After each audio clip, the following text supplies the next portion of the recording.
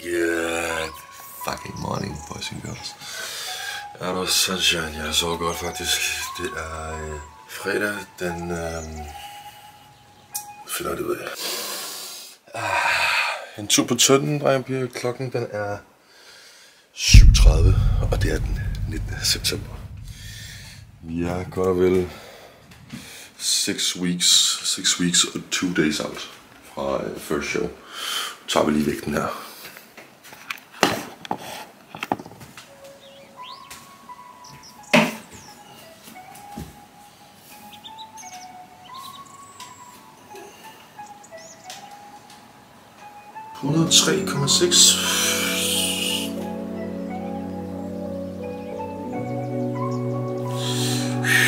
Pretty decent.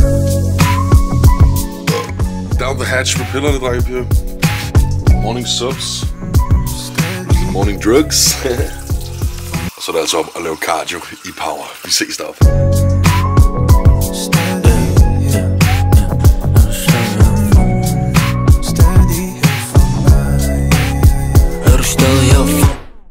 Alright, chicks and dicks, we made it home to Machine Mansion in the Machine Kitchen, hvor morgenmaden er ved at køre ned her.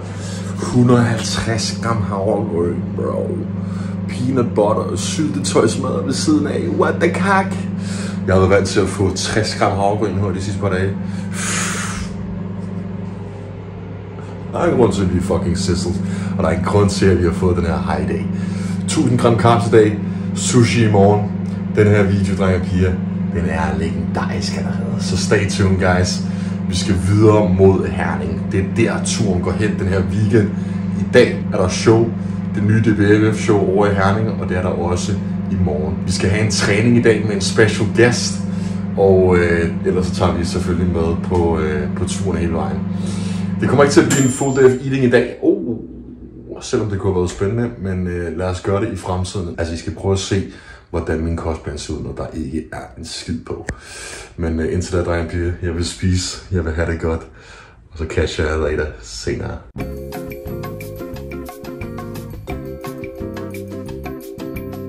Yo, bros and hoes, vi er lidt ude i fremtiden, og showet er ved at være færdig hen for første omgang i dag lørdag. Så kommer vi tilbage i morgen søndag og skyder en fuld video herfra. Så stay tuned i morgen til dagens video, der kommer i morgen. Ellers så skal vi faktisk pakke sammen. Lige få et måltid ned, og så er det tilbage mod Vejle. Så er det backstage gym, der venter, og jeg glæder mig fucking meget til at prøve det. Så lad os pakke sammen, drenge og piger. Let's pack. Vi er i gang, du. Hørte du den der? Skal vi sætte den sport?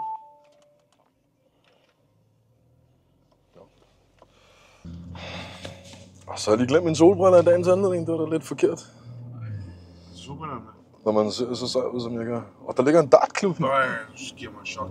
Ja, sorry, jeg kigger lige væk. Så kigger man lige op i bagspejlet, så er der bare et kamera lige i hovedet. Hej!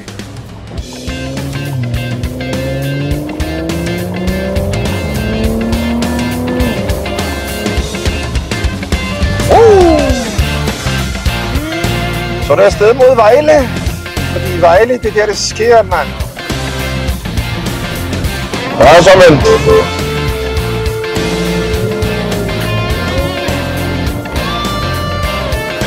Auto sunshine, mand. Har du kørt? Jeg har haft det 2 gange. Jeg har et billede af mit gamle, hvis det er okay. Ja. Ja, der er ikke noget filter på Machine TV, det er helt sikkert. Machine TV, mand. Vi skal på TV2.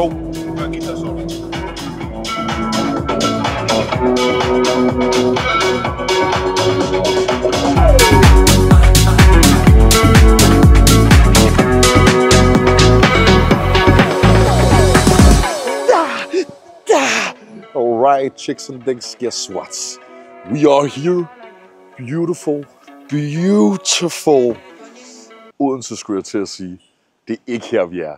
Backstage, det ligger i Vejle. Nu er vi her, drenge og piger. Det er andet afsnit af Prep Series. Vi laver det i en kombination med fucking gym tryouts.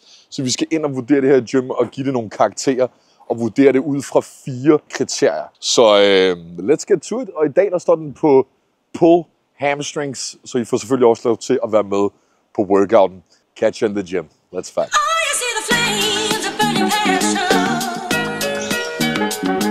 When I look in your eyes, yeah.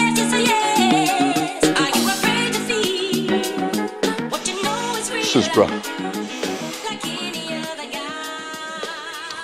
Det var slet ikke så sejt, som det var i hovedet. Kender du det?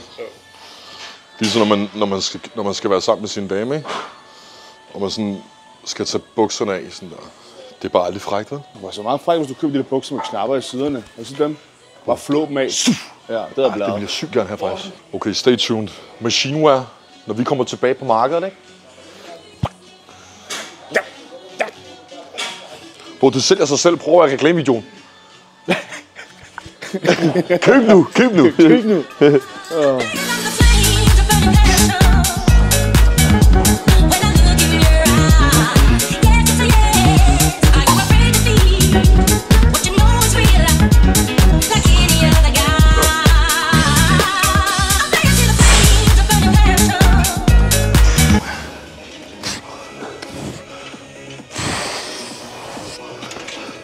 Hvad har du gang i at frække ting og sager nu?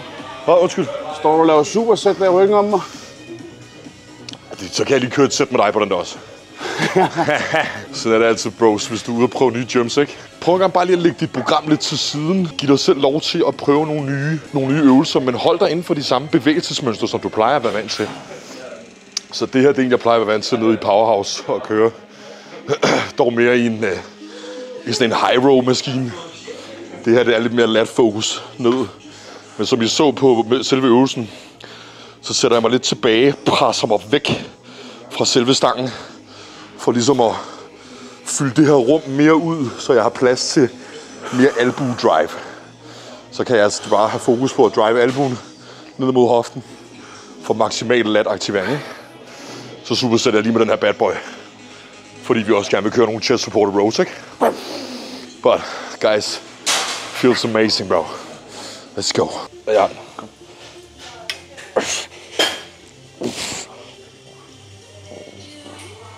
Ja, ja.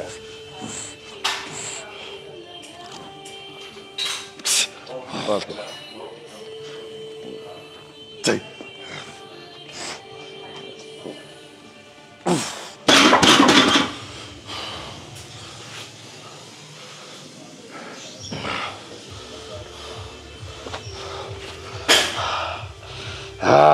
Skulle have taget mit fucking hue på, mand. Fucking voksen i øjnene, mand. Prøv lige fake, du sur. Kom nu for helvede, jo. Jeg er ikke sur.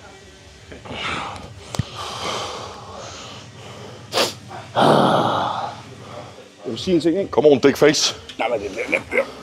Den er også alt for bred, kan du mærke det? Lightweight det der biver. Flot.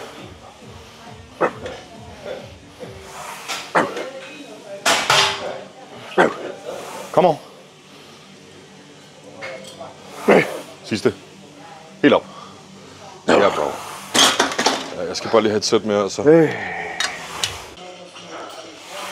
Kom. Kom, 2 mere. Helt op, helt op. Godt. Igen. Træk. Kom. Ja, tak. Jeg får bare sød i øjnene, mand. Det er da pisse irriterende, det der. Ja, men står du ikke vokse i, bro. Nej, jeg er sgu da stadig pisse blind. Forestil dig, du får den der. Forestil dig, du får den der, ikke? Og så bare med en lille smule syre. Lidt med. Skulle da ikke syre i voks? Nej, men der er et eller andet, der stikker mine øjne, mand. Jeg tænker godt, vi kan tage et til, ikke? Jo. Den føles fucking godt. Ja, nu føles det godt, ikke? Det føles meget godt. Den første var lort. Skal vi tage 10'erne af på sidste sæt? Synes du ikke det? Ja, okay, godt. Lidt mere fokus på... Kontrolleret 10-12 stykker? Ja, sådan noget der. Okay. Sådan noget C-bomber. Fordi vi laver en blanding af science-based training og old school training, man. Science-based training og old school Og training. old school. Okay, det var ikke Det vil sige, tungt og hårdt med fokus på form og teknik, ja? Lidt far. You feel me? Jeg har også gjort den lidt smallere til os nu. Lidt. Alright, så checks and dicks, vi er tilbage på en row-bevægelse. Der er jo med ryggen, så arbejder vi enten med bredden eller dybden på ryggen. Nu har vi kørt den første stående row, var også sådan midt-back. Det er den her chest supported row også. Med de her Watson-maskiner, de har hernede i backstage, ikke? Kom on, Bio, fokus. Ja, kom. Og så ikke så langt frem. Der. 2. Der. Sidste. Helt overklem, helt overklem. Ja.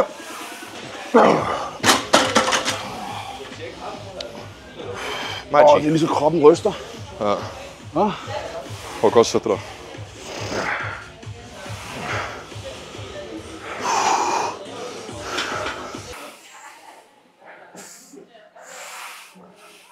Okay, kom nu. Kom så tempo på, du er halvvejs. Du skal op, 10. Lad en aftale. 6. Kom.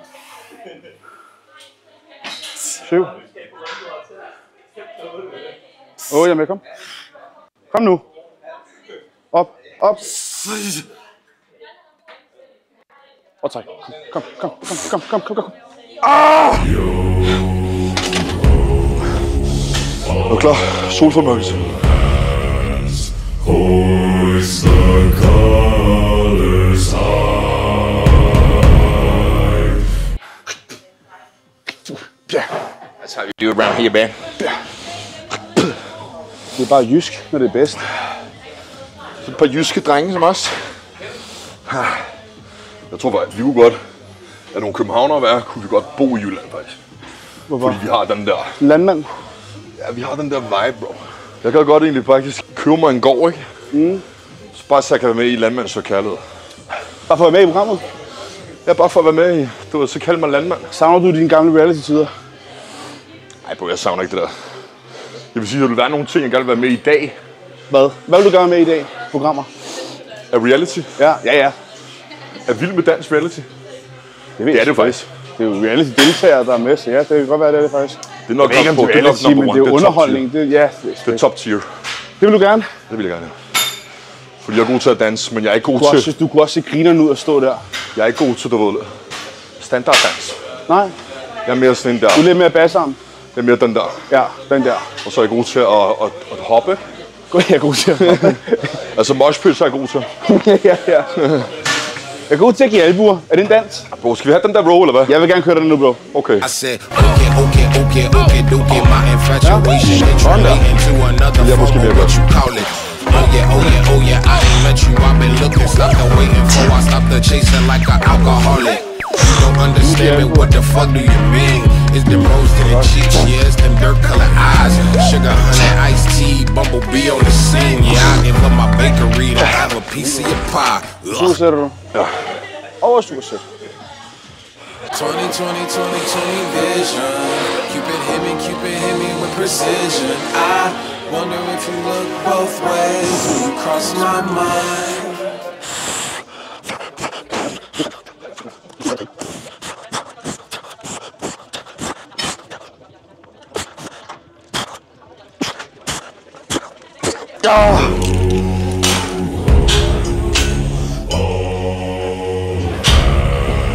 Alright, drenge og piger. Det var det sidste sæt for ryggen. Den her blanding er sådan en... Det er en bend over Rome maskine, en eller anden variation. Py og jeg, vi valgte bare at køre den meget lidt af vægt. Fokus på at have hænderne lidt mere fra hinanden. For at få lidt mere rear delt traps. Og de øverste af dine rhomboids midten af ryggen. Super sødt med den her rear delt cable fly, bare for at brænde det sidste af bagskulderen af. Så har vi ligesom fået hele ryggen nu. Vi har arbejdet meget midtback i dag. Har fået en enkelt latbevægelse. Men arbejde rundt omkring dine weak points. Selvfølgelig dine strong points skal følge med, og de skal gøres bedre også. Men det handler om at få weak pointsene til at følge med resten. Så i mit tilfælde, og for Bivers tilfælde også, dybde i ryggen. Vi er egentlig brede nok, vi har gode lats. For fucking... voks i øjnene igen, mand. I'm coming back. Jeg var færdig, fuck det der. Alright, chicks and dicks, we made it to the end. Det er sidste vers her på den her pull. Det blev ikke pull hams, det blev mere pull and bicep. Jeg tror faktisk, jeg kommer tilbage i morgen og kører noget ben, fordi det er så fucking fedt, det her center her. Men nu tager vi lige nogle formbilleder her i det her naturlige indfald i lyset.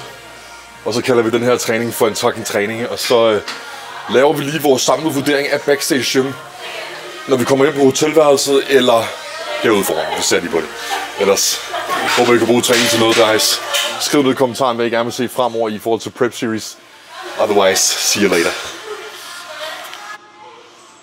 Falling dreaming, talking in your sleep. I know you want to cry all night.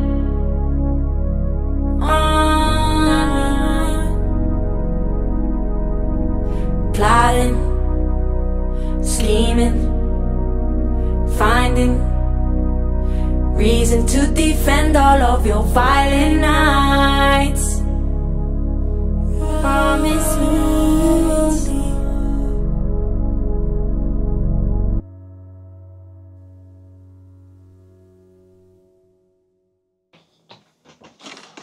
Alright, chicks and dicks, we made it to the end of the video. Som tradition 2 i de her gym tryouts, den her serie vi laver, det er jo lidt en blanding af prep series / gym tryouts, der vurderer vi centrene ud fra 4 kriterier. Kriterie nummer 1, det er lys. Kriterie nummer 2, det er udstyr. Kriterie nummer 3, det er stemning, viben. Og fjerde og sidste kriterie, det er location. Så hvis vi starter fra toppen af, Biver, jeg har lyst til at spørge dig først. Lys, Backstage Gym, Vejle, vurderet ud fra lyset. Vi ved alle sammen, bro, et godt lys i gym, det er det der. Ja, det er det vigtigste næsten. Altså, fuck maskinerne, bare det ser godt ud. i bund og grund, ja. Men lys er godt. Men jeg ved ikke helt... Og det er fra 1 til 10, skal vi huske at sige. Det er fra 1 til 10. Jeg vil sige, jeg tror, vi ligger den på 7. Men det er fordi, det er måske mig, men der er for meget zonet. Jeg kan godt følge dig. Loftet er sådan, det er for meget zoner. Du nævnte også det der med lamperne. Det ser mere cool ud, end det måske er brugbart. Kan du følge mig? Ja, fordi det er sådan, du har en firkant, der hænger i midten, og så er der ikke noget lys rundt om den. Ja. Så det er lidt for zonet til mig. Jeg får lidt en vibe af sådan et showroom, hvor der står nogle fede biler eller sådan noget. Ja, men så ikke... man lavet det til, at du vil lampen hænger over bilen. Ja. Så er det det. Men her er det jo, der er for meget steder, der ikke er lys, ikke? Præcis. Men det er ikke dårligt, men jeg vil sige sådan noget 7,5, 7. Og vi var heldige faktisk at komme lidt i dagslys, fordi det, som der er fedt ved Backstage her, det er, at de har porten åben. Og det her med at få naturligt lysindfald, det er mest crazy. Det er hvor jeg tog formcheck her til sidst. Så jeg tror, jeg vil gå med til at sige, at de får 8 på lys. Nå. Næste, her Biver. Udstyr. Ja. Det er godt. Udstyr, der er vi altså vi er i en top tier her, føler jeg. Hvad var det, han sagde, det hed? Det er Watson, de har altså. Watson. Jeg synes, Watson det er meget bedre, end det, vi har prøvet som Hammerstone. Ja. Hammerstone er ikke dårligt. Det er ikke skidt, bro, men det er også bare blevet... Jeg føler, det er blevet mere normalt med Hammerstone. Det er det sindssygt. Ja. Det er det sindssygt. Watson var virkelig... Det er virkelig godt. Og han roste især deres benmaskiner. Har jeg ikke prøvet så mange kræfter med. Nej. Det er derfor, jeg tror, jeg kommer tilbage i morgen lige og tester lidt baglov og så videre. Ja. Men jeg tror, jeg vil give udstyret 8. 8? Nu har vi kun kørt ryg, så det er svært at sige jo. Ja. Men jeg vil sige, at det vi har kørt ryg i dag, de maskiner jeg har prøvet før, så vil jeg sige 9. Okay. 100. Det kan godt følge dig i. 100. Det eneste vi ikke har prøvet, det er sådan noget kabel, ikke? Ja. Og der havde han... De har mange fede kabler ja, også. jeg kunne ikke se, at det skulle være dårligt. Jeg vil sige 9. Jeg ved ikke, hvad der skulle være bedre, men der er jo altid noget, der kan være bedre. Men for mig så er det sådan det top. Jeg tror, jeg tager og siger... Jeg tror, jeg er lidt flueknæpper. Jeg siger 8,5. Du kan sgu da ikke ændre det. Jeg ændrede det lige, fordi du sagde 9. Nå. Også fordi vi lige sagde det der med kabelen. Fordi det, der er godt ved Backstage, de har smalle kabeltårn. Ja. Smalle kabeltårn, drenge og piger, ikke også? Det kan du lave alt på. Hvis du har et smalt kabeltårn derhjemme, ikke også? Du kan næsten bage kage på det. Og med chest support. Og den er endda chest support. Ja. God indvending. Ja. Tredje kriterie, det er stemning. Viben. Og det vil sige, det er både en blanding af, hvordan det ser ud, hvordan er menneskerne hernede, hvordan er miljøet. Og der må jeg bare sige, da vi kommer ind ad døren her, der sidder ejeren, Kim, tror jeg han hedder. Ja. Jeg tror, han hedder Kim. Skud ud til Kim for Backstage Gym. Fantastisk center, du har strukket sammen her, min ven. Og jeg vil give det et stort, fedt 9,5. For hvad for noget stemning, siger vi? 9,5 stemning vibe, den får 9,5. Men det er på grund af Kim, jo. Bare kom. Tak. Ej, prøv nu det her. Ja, det er på grund af Kim, bro, men det er også på grund af, hvordan jeg synes, det er indrettet og udnyttet, og vi snakkede også kort om musik. Ja, musikken er en del af stemningen også. Men også fordi musikken er meget forskellig. Du ved, så er der sådan lige de der hits, vi kender, og så kommer der lige lidt, du ved, sådan noget sidetrains ind, og der kommer, det er meget fedt. Og vi fik lidt hardstyle. Ja, men hardstyle også. Altså, det synes jeg er meget fedt. Vi og jeg, vi er nogle gamle hardstyle-drenge. Ja. Altså. Det kan man godt se på. Og sindssygt, vi havde de der store bukser og det hele. Ja. Hvad er det så sidst? Sidste kriterie er location. Nu er vi jo ikke kendt i Vejle, vi og jeg. Nej. Men vi bor downtown Vejle. Og vi havde 5 minutter i bil herover. Og ud fra hvad vi lige har kørt rundt i dag og så videre, bro. 100% det er centralt, når det er Vejle. Det er voldcentralt. Og på Google Maps så jeg, at der ligger Lidl her. Vi har 365 hernede. Ja. Jeg så Campus Vejle, altså her hvor der går en masse unge og studerende, ligger lige over på den anden side af vejen. Så alle ved jo, at Lidl Shakes er anaboliske. Milbonner for Lidl Shakes, ikke? Ja. Jalla. Så hvis man har sådan en tempo-træning, så er den allerede der location stiger med 2. Hvad gør den? Det er den nødt til jo. Det er anabolisk med det samme. Ja. Man kan også sige sådan her, bro, at location, det trækker ned, at det ligger i vejen. Ja, for os. For os. Men er det for os af, hvis vi skal sige det synspunkt der, eller er det sådan... Når generelt for mennesker. Du ved, det er jo sådan lidt svært at sige, hvis det kun er for os, når vi bor inde i København, så er det sådan lidt... Alt, der ligger væk fra København, lort. Du har ret. Vi er nødt til at sige det som om, at vi nu var fra Vejle. Ja. Jeg giver det 8,5. Ja. Yeah. Altså, okay, jeg vil sige sådan, at hvis der var en sauna og sådan noget tæt på, så har jeg sagt 9, jeg siger 8. Okay. Det var simpelthen alt fra Gym Tryouts og Prep Series 2 for Backstage Gym. Vi kommer til at skrive samlet vurdering, den står heroppe. Det vil sige en blanding af Biver og jegs kombinerede tal i en samlet kategori, står heroppe. Så vi synes i hvert fald, at I alle sammen skal, hvis I er i Vejle og omegn, prøv det her gym af, fordi I vil ikke blive skuffet. Jeg vil gerne have det fucking sushi nu. Jeg er mega Let's go home! Hvad laver du? Hvad har du gang i? Jeg vil bare vise mine nye underbukser. Det er sindssygt, det der.